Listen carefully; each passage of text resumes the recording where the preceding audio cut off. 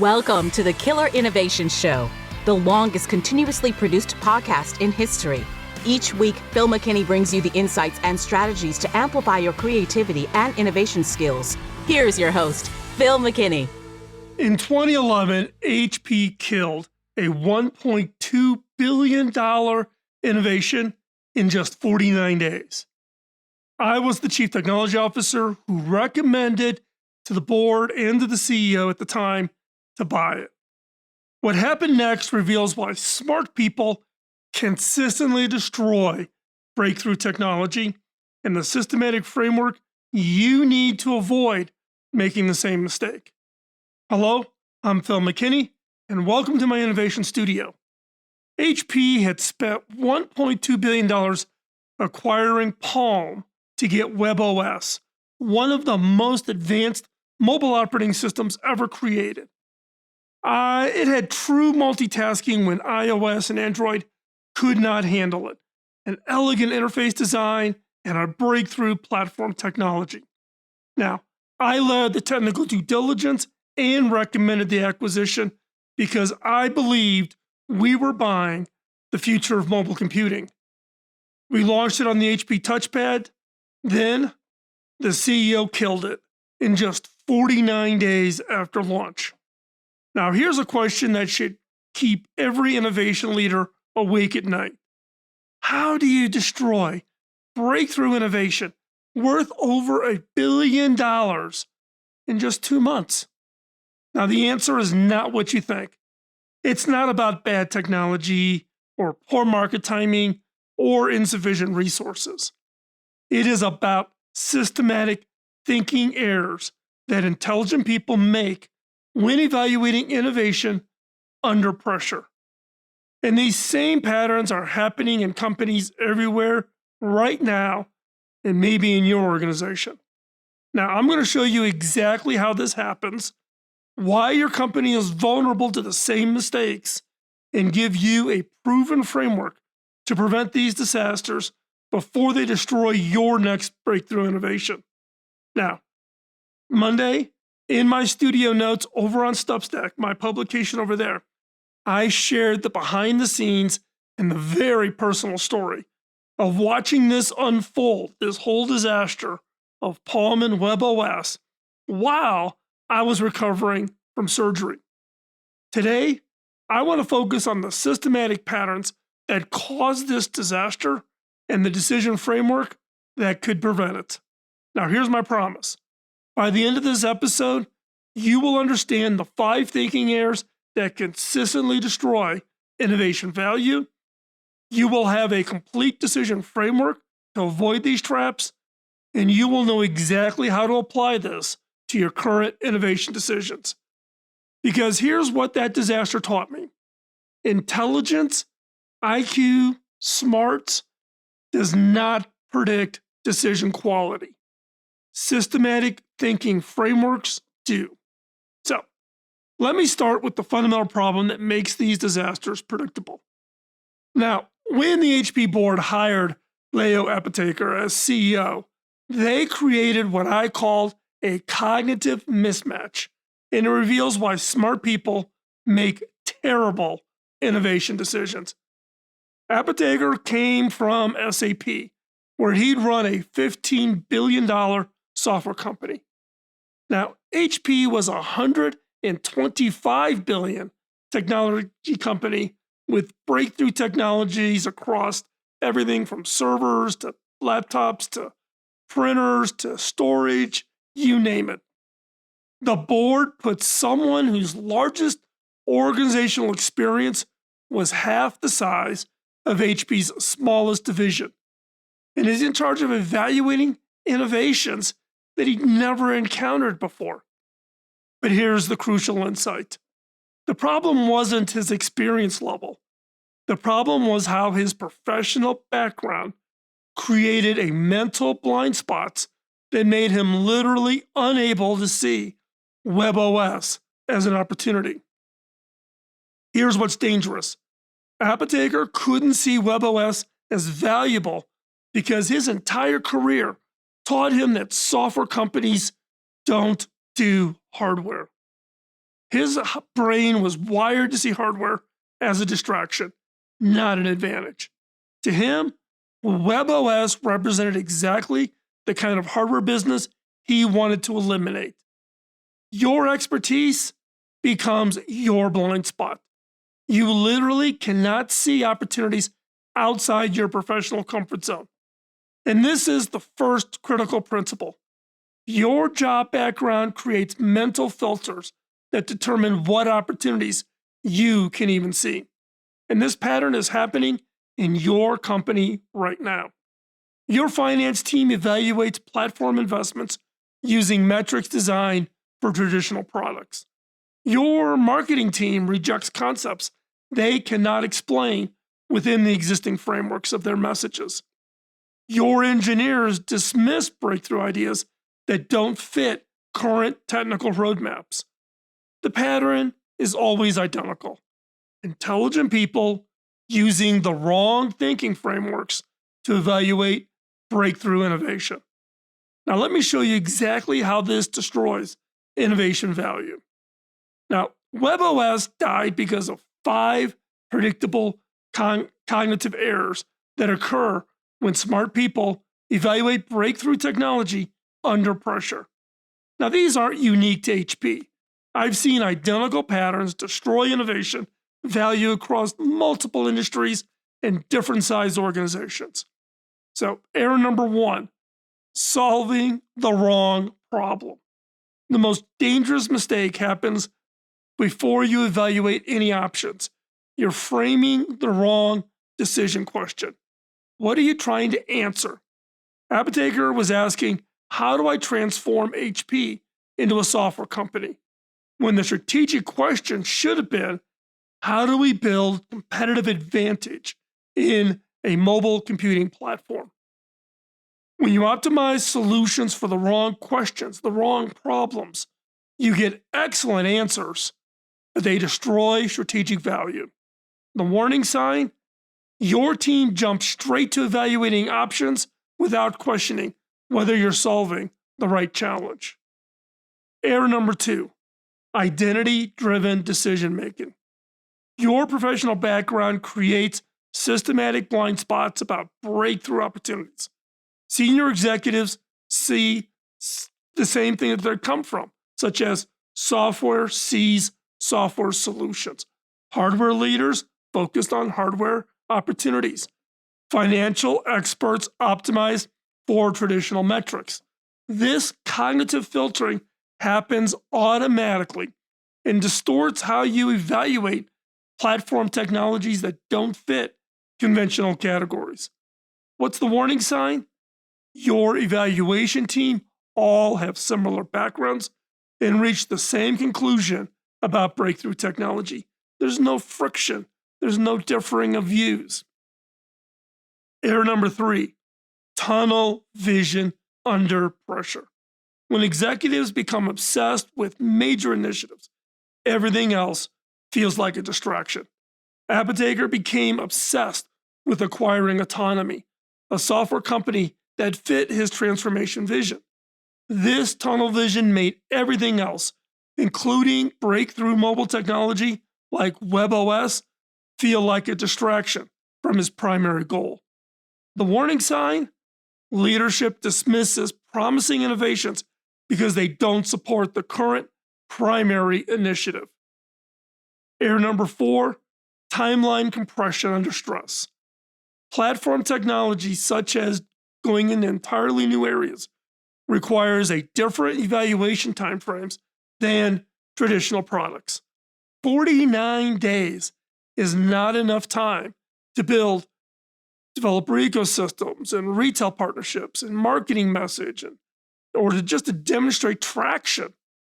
They put pressure to show decisive leadership compressed HP's decision timeline artificially, creating the illusion of strong leadership while increasing the probability of strategic errors. So, what's the warning sign? Your team is evaluating breakthrough technology using the same timelines as conventional product launches. Error number 5, wrong evidence frameworks. Innovation decisions require fundamentally different success metrics than traditional business evaluation. HP focused on touchpad sales numbers instead of developer adoption rates, user engagement patterns, or platform differentiation sustainability over time. They used product metrics to evaluate innovation potential, which guaranteed they would see failure instead of recognizing early stage ecosystem development. Now, what's the warning sign on this one?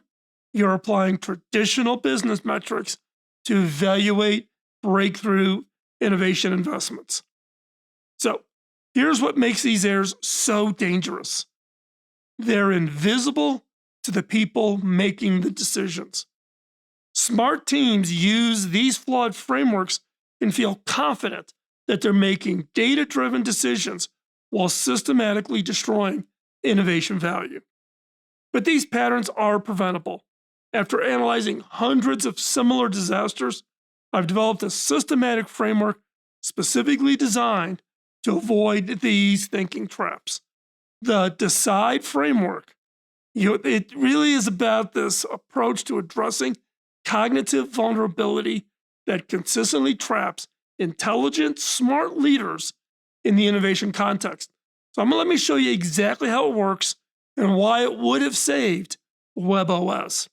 So in the case of the DECIDE framework, the D stands for define the real decision, or in some cases you may say define the real problem. Most innovation failures begin with teams optimizing excellent solutions for poorly defined problems. The tool, reframe your decision question 3 different ways. If all 3 point to the same choice, you're probably asking the right question.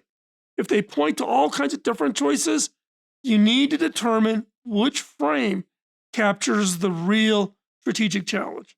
So what are some of the examples of these different frames? So let's take financial. So the question could be, how do we minimize losses on this investment? Strategic frame. How do we build long-term competitive advantage with this? Market frame. How do we capture emerging opportunities? A competitive frame. How do we position against industry leaders? Or the customer frame. How do we create unique value for users? So what happened at HP? Well, the original frame was, should we continue investing in touchpad given poor sales? Now, if we take a strategic reframe, it would have been, how do we build sustainable mobile platform business? Or a competitive frame, what's our path to competing with Apple and Google in mobile? So what this reveals is the reframes show touchpad was one product in a larger platform opportunity that deserved different evaluation criteria entirely. The other reframing questions did not agree with what Leo used to make the decision. In DECIDE, the E stands for examine your thinking process. Your professional background creates invisible filters that can systematically distort how you interpret breakthrough opportunities. So what's the tool? If you've hired someone with completely different expertise to make this decision, what would they choose? If you chose somebody that came from a hardware business or from a mobile phone business or from the automobile industry or from consumer appliances, what would they choose? How would they think about this? When the gap is huge, you need outside perspectives with different cognitive frameworks. So what was HP's gap? Well, enterprise software CEO versus consumer platform strategy requirements. They needed mobile platform thinking, not enterprise software optimization, but never brought that expertise into the decision process. In the case of DECIDE, the C stands for challenge your assumptions. The most dangerous assumptions feel like established facts and shape your entire analysis without being examined. So what's the tool?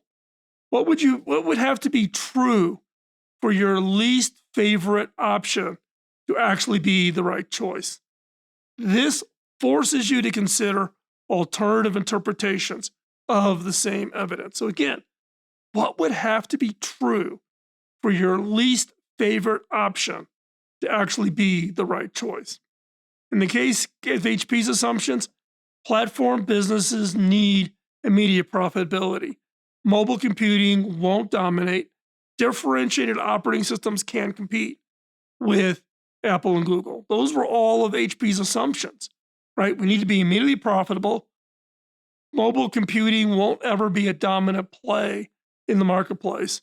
And differentiated operating systems can't compete with Apple and Google. There's no opportunity for another player. All of these assumptions have been proven false by 2011, but they drove the evaluation process headed up by Leo. I is the identify decision traps.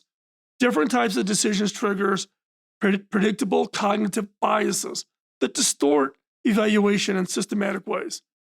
So what's the tool? Which specific biases in your decisions most vulnerable to? What are your organization? What are you most vulnerable to? Create explicit countermeasures for each identified bias. So what are some of the common innovation decision biases? Well, for instance, if you're focused on stopping losses versus building advantages, that is what we call loss aversion bias. We don't want to have any loss. It's all about drive to the budget, make sure everything is neutral to positive. Another one would be seeking evidence that supports the preferred choice. That's what we call confirmation bias. If it isn't software, it doesn't look like software, smell like software, taste like software, we're not going to do it. Another one would be outweighing first information received. It's anchoring bias, right? So we overweighed the sales results out of the gate with TouchPad, and that became anchoring bias belief that the product could never be successful. Obsessing with one initiative while missing others. This is tunnel vision. This is looking at software's the answer. Leo was focused on turning HP into a software company and going after autonomy. Nothing else mattered. Another one would be choosing options that fit your identity. Well, if you come from a software company, that's what you know. Anything else makes you uncomfortable. Rather than bringing in the people and listening to other people, that your identity defines where you're going to steer the organization.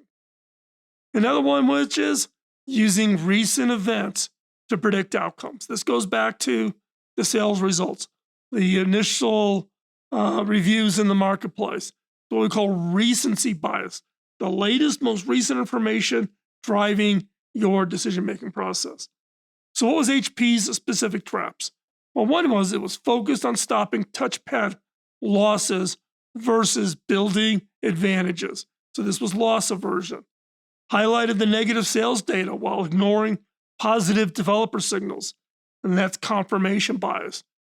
Used early touchpad sales as anchoring for all subsequent evaluation, and that's an anchoring bias. And that's one of the ways that drove these biases to make the decision to shut it down. In the case of decide, the second D stands for design multiple options. Most innovation failures result from evaluating limited options well rather than evaluating good options poorly. So the tool, generate 5 genuinely different approaches before evaluating any of them. Breakthrough solutions often emerge from non-obvious alternatives. So what did HP do? What was the missing options? Well, there was all kinds of talks about licensing WebOS to manufacturers, integrate into PC ecosystem, pivot to enterprise mobile, create hybrid hardware software strategy. All had genuine potential, and we actually considered all of them, but because of all of the other being, for instance, the focus on different biases, they never got seriously considered. If you want to hear more about these and what we thought, hop on over to Studio Notes, my publication over on Substack. It's a long article, but I go through all the details. Now, in case of E in decide, evaluate with evidence. Platform technologies require fundamentally different success metrics than traditional product evaluation. So, what's the tool? What evidence would predict success for this specific type of innovation? Use the frameworks appropriate for breakthrough technology, not conventional business metrics of sales and profitability and pipeline, etc. So, what was HP's here? They used quarterly sales performance and immediate profitability to evaluate innovation potential. Platform businesses, big investments in innovation, lose money initially while building effects that create sustainable advantage later. So, let me show you how to use this framework with your current innovation decisions. So, step one, identify your highest stakes innovation decision. What are you facing right now as your key decision? What breakthrough innovation, platform investment, or disruptive opportunity is your team evaluating right now? This framework applies to any decision where traditional business metrics might mislead about innovation potential. Once you've chosen it, step two, run the decision question test. Before evaluating any options, reframe your decision question and the problem you're trying to solve three different ways. Are you asking, how do we minimize risk, or how do we maximize strategic opportunity? The frame determines the solutions you'll even consider. Step three, audit your evaluation team. Who's going to make the decision? What cognitive filters might their backgrounds create? Do you need advisors, both internal and maybe even outside, with different expertise to see opportunities your current team might miss? Step four, challenge your obvious assumptions. What would have to be true for the option you least prefer to actually be right? These conditions might exist or might be emerging faster than you realize. And step five, identify your decision traps. Is your team vulnerable to things like loss aversion or anchoring on early data, tunnel vision around initiatives? Create specific countermeasures for each identified bias and keep yourself honest. Step six, generate multiple approaches. Push beyond the obvious choices. What would someone from a completely different industry do in this decision step? What creative alternatives combined elements from different options? Step seven, use appropriate evidence. Are you evaluating your innovation potential with product metrics? Breakthrough technology with conventional criteria, innovation investments with traditional business frameworks, none of that will work. Match your evidence to your innovation type. Now, I went through this pretty quickly. I've created a downloadable Decide framework toolkit with all of the decision audits, the templates, bias identification checklist, and evidence frameworks for different innovation types. Link is in the description. It's also over in the show notes. Use this document. It's like 25, almost 30 pages. Download it as a PDF. Use it before your next high stakes innovation decision. So, the Decide framework works because it addresses the specific cognitive vulnerabilities that consistently trap intelligent people in innovation context. Traditional decision making assumes you know the right questions to ask, can see opportunities clearly, and will use appropriate evaluation criteria. Innovation decisions violate all of that. Breakthrough innovations don't fit existing categories. Investments don't follow traditional timelines. Disruptive opportunities cannot be evaluated with conventional metrics. The companies that consistently succeed in innovation aren't smarter. They use systematic frameworks designed for uncertainty, breakthrough potential, and non-obvious opportunities. So, three companies who get this right, just as examples. One is Amazon. Amazon evaluates platform investments with different metrics than they do with product launches. They expected Kindle, AWS, Prime to lose money, big money initially, while building long-term competitive advantages. Google uses systematic frameworks to avoid identity bias in breakthrough technology evaluation. Android didn't fit their search advertising identity, but they evaluated it with platform appropriate criteria. Apple creates different decision frameworks to breakthrough products versus incremental improvements. They gave iPhone multiple years to build ecosystem momentum instead of expecting immediate profitability. These companies avoided the systematic thinking errors that destroyed Palm and WebOS because they used decision frameworks designed for innovation uncertainty. So here's the reality. This challenge isn't going away. Breakthrough technologies will continue emerging faster than traditional brain business frameworks can evaluate them. The companies that develop systematic innovation decision capabilities will capture enormous value. Those that rely on conventional thinking will consistently destroy breakthrough opportunities. So, here are 3 action steps. First, download the Decide Framework Toolkit and apply it to your current high stakes innovation decisions before evaluating any options. Link is in the bio. You can find it over the show notes or just find it over on Substack. Second, audit your innovation evaluation processes. Are you using traditional business metrics to evaluate breakthrough technologies? Conventional timelines for the investment. Identity-driven thinking, meaning we just continue to do the same thing we've always done for disruptive opportunities. Third, build systematic innovation decision capabilities into your organization. Train your team to recognize cognitive biases, use appropriate evidence frameworks, and generate multiple creative opportunities. So here are some questions for you to consider.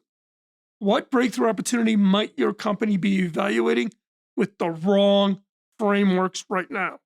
How would you know if your team is falling into the same thinking traps that killed WebOS?